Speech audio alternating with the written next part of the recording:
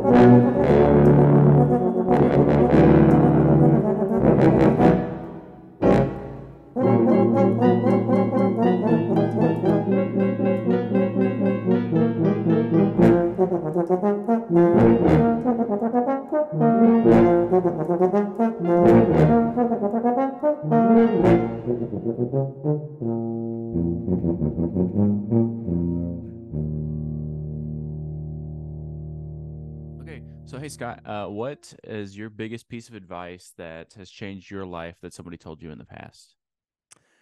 Um, I don't know who introduced me. I have two quotes that I absolutely love.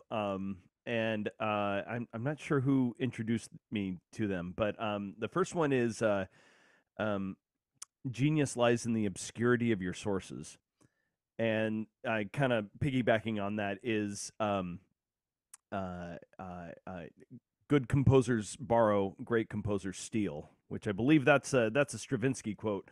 The first one, a lot of people attribute to Einstein, but I, I I think that's falsely attributed. But basically, the idea is that anything that is great um, came from a foundation of what came before it, and and taking the next step into uniqueness and important. But there's always a foundation of some sort of past knowledge, and so it's not, I'm not going to be just out of the blue coming up with multi-track YouTube videos of tuba euphonium out of the blue. No, what it is that I'm looking at people like Lindsey Sterling and piano guys and those people, and just realizing that not many people are doing that on the tuba euphonium, and I'm taking the next step of doing it with the tuba euphonium. Um, and as as long as people don't aren't super familiar with those other areas, you look like a genius. Mm. Not suggesting that anybody considered me a genius. I just talked to my wife. I'm kidding. But no, but just it's finding that unexplored territory, and taking that next step. Yeah, awesome, definitely. While we're talking about the multi-track, kind of, can you tell us about a little bit about your journey with how you kind of got into it? I know you're kind of seeing those things, and you're like, oh, let's take it to the next level with tuba. But what kind of inspired you to take that approach? Um, So for 11 years, I was a member of a brass quintet called the Presidio Brass. I was a founding member. We formed in 2006, and I was with the group until 2017. And and that's a long time to be on the road. I believe our busiest season, we were on the road for 130, 35 days or something. It was quite a lot, and it was too much for my family. I needed to get off the road. I needed to come home, and I needed a way to separate my identity in the musical world from the brass quintet, because especially as a freelancer in Southern California, that's everyone knew me as a brass quintet person who was touring, and they didn't see me as someone who was in town, who was hireable, who was available. They saw me as someone on the road, and Mhm. even when I left, it took years before people realized that I wasn't even on the road anymore. And I wanted my identity not to be the guy who was formerly with Presidio Brass or founded Presidio Brass, or I was the tuba, whatever. I wanted to be my own person. And Yeah. so I needed to find a way to set myself apart. And what I didn't want to do also was kind of do the social media thing of getting on a gig and humble bragging, taking my selfie on stage at Walt Disney Concert Hall and saying, "Oh, so humble, blessed to be here," playing with such and such orchestra in this studio setting, or whatever it is. I didn't want that either, but I wanted to show the people that I could play. I wanted to show off my skills, and I wanted to create something new. Yeah. So to get the word out that I was doing something different. I decided to start a YouTube channel. Um, I knew how to arrange. I knew how to play. I didn't know anything about recording myself. I certainly didn't know anything about multi-tracking, and I knew nothing of video. So the summer before I started, I released my first video in October of 2016, just as I was transitioning out of the quintet. And that summer, over the summers, I play with a funk band at the San Diego Zoo. It's an 8-piece group, drummer, sousaphone, and then horn section, Yeah. 6-piece horn section. And there's a couple of folks in that group that are wizards at video and audio. And I basically took the breaks to pick their brains, and then after the gig, take them out for a beer or a meal or something, and pick their Yeah. brains and figure out how to do this sort of thing. How do I set up a project in Logic? How do I do GarageBand? How do I do Final Cut? Um, are those the programs to use? Do I need a camera? Can I do this on my phone? All of those things. Do I use acapella? Is that the best way to do it? Um, and yeah, I learned a ton in that summer, and I took an arrangement that I was using in the brass quintet. Mhm. Um, that was it was a medley of Pirates of the Caribbean, Yeah. and that I had written in 2010 for the brass quintet.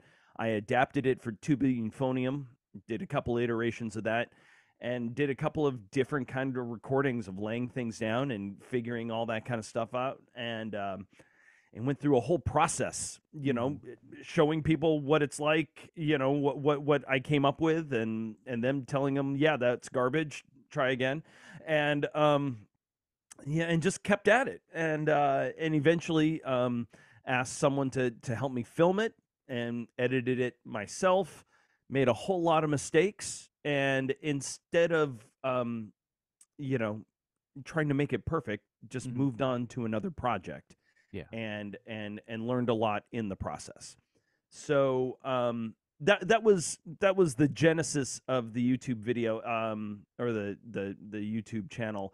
It was it was a great it was a great thing, Mhm. because right out of the gate, that first video, that Pirates of the Caribbean video, was picked up by Classic FM, and shared on their channel, and brought a lot of attention Yeah. immediately, just because it was unique. It was Mhm. something that people hadn't seen. Some people had done like quartets. Tuba Peter is a great example of someone who did the multi-track thing very, very early on and did it great. Yeah. Um, and yeah, I was a big fan of his work. I decided I wanted to go a little bit, a different direction on the visuals, Mhm. and the recording, just the production value of it, Yeah. and try to notch it up, and try to push to see how far I can take all of this stuff. So tried to take a little, and expand the ensemble instead of just duets or just Mhm. quartets. I tried to do full ensemble, and just try to explore different kind of colors, and I added piano because I'm a piano player and such, and and go in a lot of different directions and try to see how far we can push this genre. Yeah. Well, I definitely say you'd accomplish the great playing, the setting. You've definitely set the gold standard, I would say, as far as tubing euphonium go, as far as the YouTube channel. As somebody that's just recently started, you've been a very large inspiration, and I know not just myself. So you're doing a really great job, and we Well, appreciate thank your you. work with it. Yeah. I Um, appreciate that, man. yeah, definitely. So, knowing what you know now, and just in general with music, anything in life, if you could travel back to your younger self and tell him something that would help him out, what would you say? Um, I would say first of all, don't seek validation from other people, particularly in a title of a position. Mhm. Um, the work that you're doing can be valid on its own, and you have value as a person, intrinsically, um, and your work does not need to bring your value to yourself. Um, I would also say that just keep at it. Mhm. Um, things always get better. You always develop your skills, and it can feel at times, um, daily. It can feel like what you're doing is just not enough. And it's not good enough. And but the journey is what's important. There's a great book, talking about the process, the chop wood, carry water, Joshua Medcalf, and it's all about the process of becoming or doing something great and attaining greatness at a particular skill, and the process is what's actually important and what builds character. And that is something that I would tell my younger self is that go through the process, because that's actually what is the best part of going through the trenches Mhm. is the character, is the person you end up being, not the skill that you necessarily, or the work that you end up completing. Yeah. Awesome. Cool. Yeah. And talking about you just kind of got into our next question. What would you say is probably your I top am the favorite book? Yeah, segue king. you're Yeah, doing I, great. I'm here for you, man. So, favorite book or largest recommendation of a book for somebody? And it can be music, it can be life, anything really. Oh gosh. And you can have more than one. Yeah, I mean, if you had to do one book, I would probably do Seven Habits of Highly Effective People, Stephen Mhm. Covey. That's that. Chop wood, carry water is fantastic. Uh, Josh Medcalf. Uh, Gosh. For musicians, especially people that are trying to be entrepreneurial, Mhm. Savvy Musician by David Yeah. Cutler is fantastic. Um, yeah, I mean those are probably the ones that I recommend the most. Mhm. There's a lot of marketing books and just kind of books that shape your your perspective on how to develop a career, develop a business, Mhm. sell, all of those things, which I think are important. But also, I like reading a detective mystery, Harry Bosch, from Michael Connelly or something, Yeah. or fantasy like Tolkien. Hobbit is Mhm. one of my favorite books. It's been that way since I was in second grade. I absolutely love it. So Game of Thrones, I mean, all that stuff was just fantastic. So Yeah. Cool. So with your career, you've worn many different hats. You've been on the road. You're a college professor. You're performing with an orchestra, correct? Which one are you currently with? I have two contracts: the Riverside Philharmonic in East Los Angeles area, and the Redlands Symphony. Yeah. And I teach at the University of Redlands, California Baptist University, and Palomar College. Yeah. So you're doing all the things. You wear all the hats. You have that entrepreneurial stuff as well. What was probably the biggest roadblock you think maybe you'd faced in your career as you were aspiring to get where you are today? Um, certainly for the YouTube stuff, it was not having a lot of um, I- it well, I mean, first of all, it was just the fact that I didn't have the skill set going Mhm. into it. That was uh, immensely difficult. It's a steep learning curve. That's the reason why not a lot of people do it, or they got into it in the pandemic when they had you know Some 37 time, yeah. hours a day to do whatever they wanted. A lot of people got into it, and what was great was that a lot of people ended up doing one just absolutely killer video and not Mhm. doing anything else beyond that because they take a lot of work. um but probably the biggest stumbling block is the self-doubt.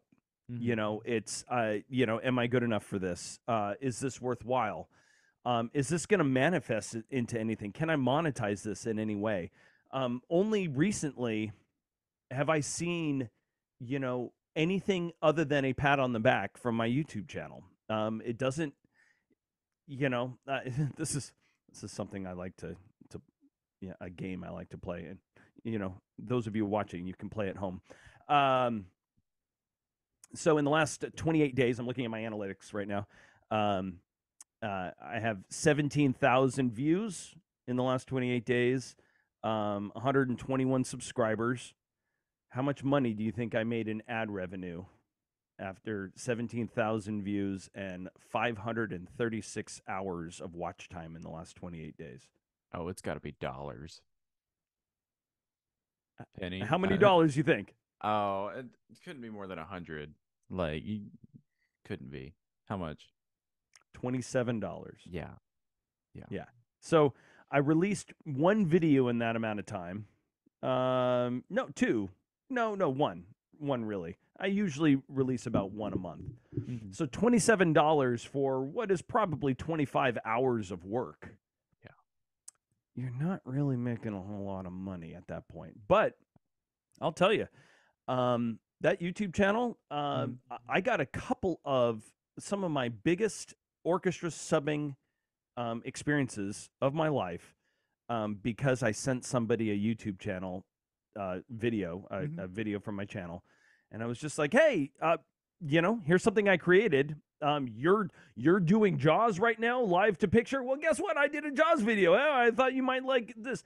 3 weeks later, Mhm. I get a call saying, "Hey, do you want to play at Ravinia with the Chicago Symphony?" Heck yeah, I Yeah. do.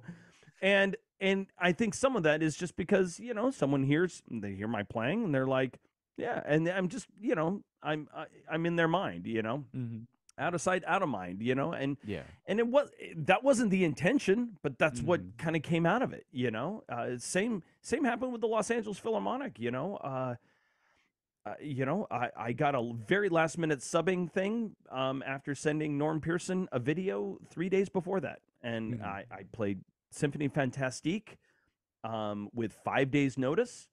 And after that, the sub list was sort of, someone left the sub list, on, because of a medical issue, and so I ended up being bumped up, and I started working a ton with the Los Angeles Philharmonic. I mean, absolutely amazing. Yeah. I'm, humble blessed. I mean, it's Mhm. like it was absolutely killer. And has been an amazing, amazing ride. I mean, it's such an amazing group to play with, and I probably would not have, it probably wouldn't have Mhm. happened had I not sent something and said, "Hey, look at this might interest you." In Yeah. that case, it was me playing the prototype 836 from Eastman Mhm. with a bass trombone player, and we played a bunch of excerpts, and I showed it to Norm Pearson, and and it was only a few days after that that I got the call. I hadn't at that point I hadn't played with the Los Angeles Philharmonic in over 15 years. Mhm. You know, Yeah. I don't think it was a coincidence. So I just happened to be top of mind at that moment, and that is super important. When people are making these sort of decisions, and so you know uh, those are totally random. I'm doing a multi-track video, but because it was an opportunity to for someone to hear my playing, Mm-hmm. for to see something creative thrown together, and then it was an opportunity for someone to just kind of have me in their mind Yeah. when they had to make a decision. So some of it could have been a total coincidence. I kind of I don't think it was. And Mm-hmm. so and then very recently I've started to do more things now where I will conduct an ensemble playing my arrangements. Oh, cool. I've done a couple of conferences, or I go to a school. I went to USC, I went to Mm-hmm. Boston University, brought a bunch of my charts. We read them down. I went to the Southwest Tubuphonium Conference and the Midwest Regional Tubuphonium Conference. Uh, in both cases, I was the last event, and we performed an hour or a half hour or an hour's worth of all of my YouTube arrangements, which was an absolute blast. And I'm looking forward to doing more of that kind of thing later.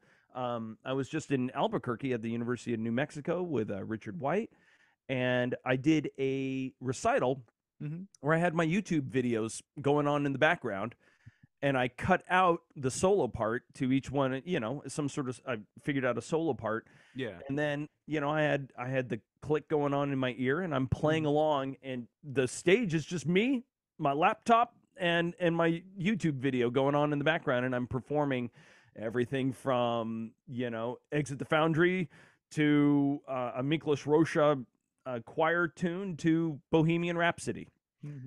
and Jabba the Hutt. So it's a unique way to present all these things that I've been doing for the last 6 years online, in kind of a new way, and Yeah. I'm excited to do a lot more of that, for schools and conferences and such.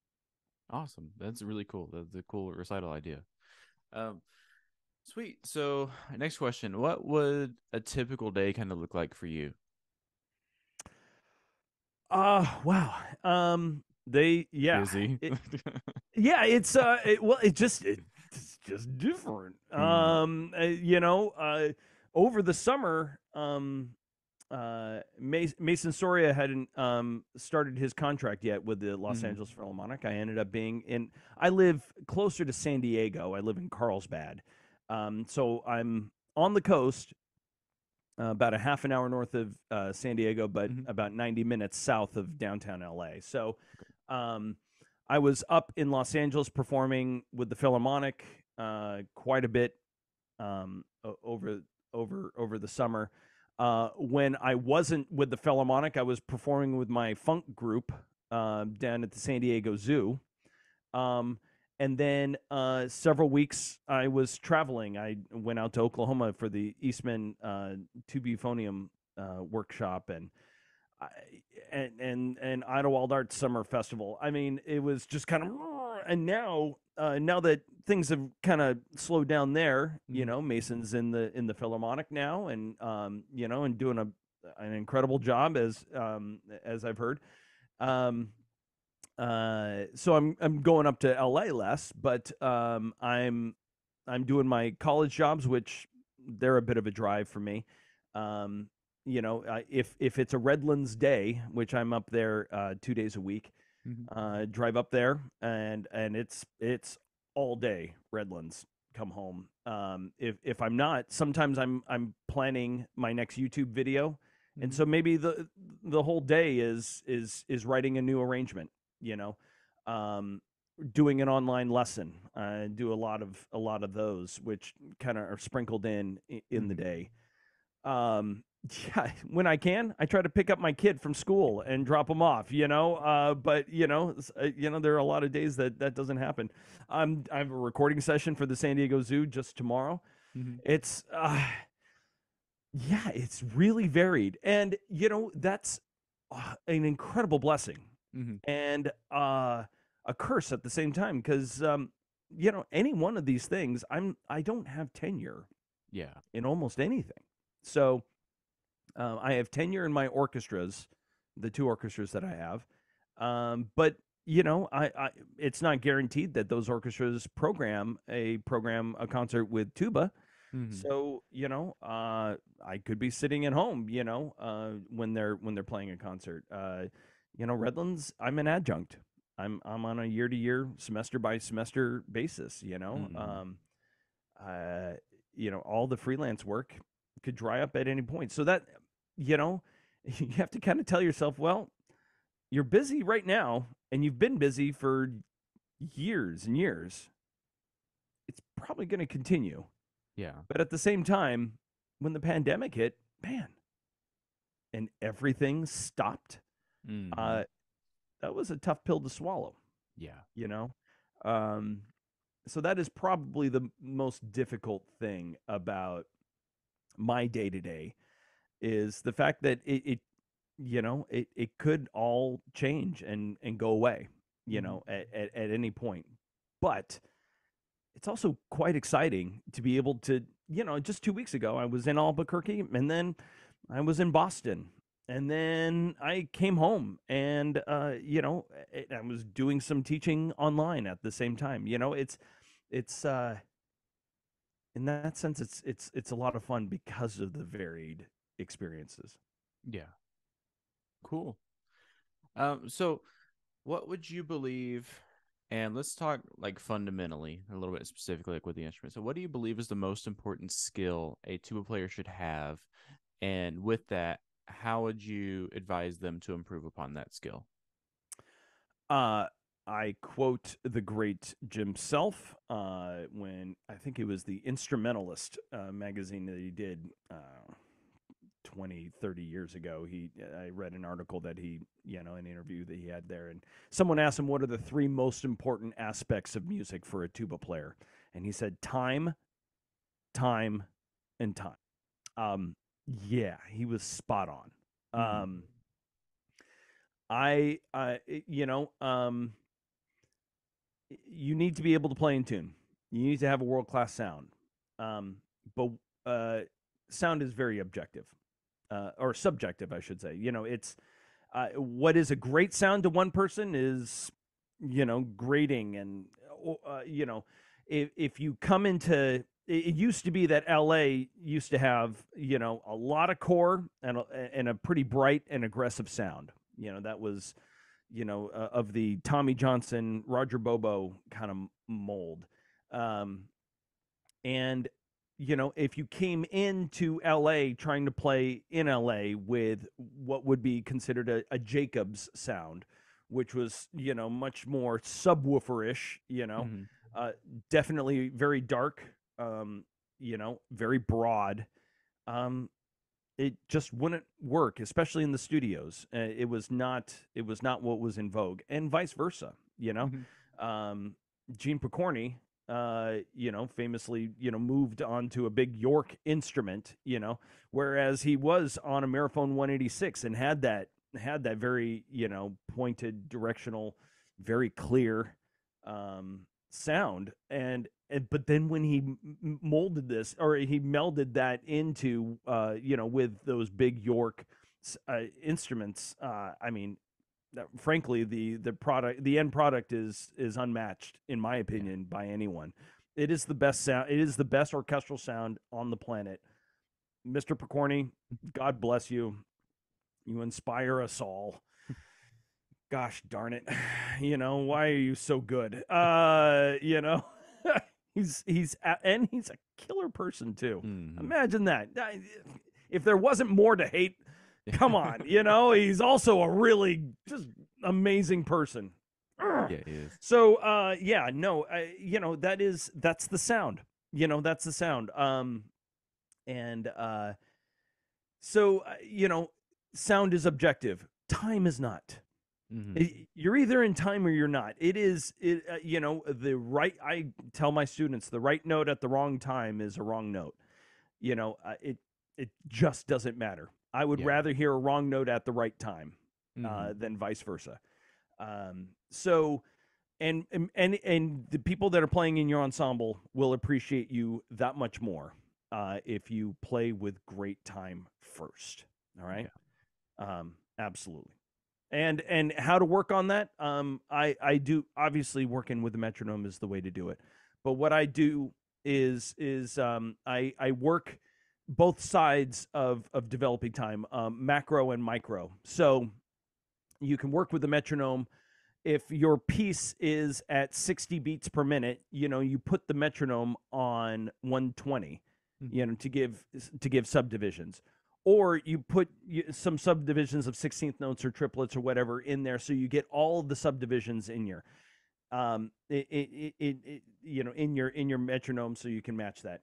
The other way to do that is macro, the big picture. So you take your 60 beats per minute and you have it into 30 beats. Mhm. So now the pulse is only happening every other beat, or you have it again and you go to 15 beats per minute, or you have it again to 7.5 beats per minute, and tonal energy will let you do the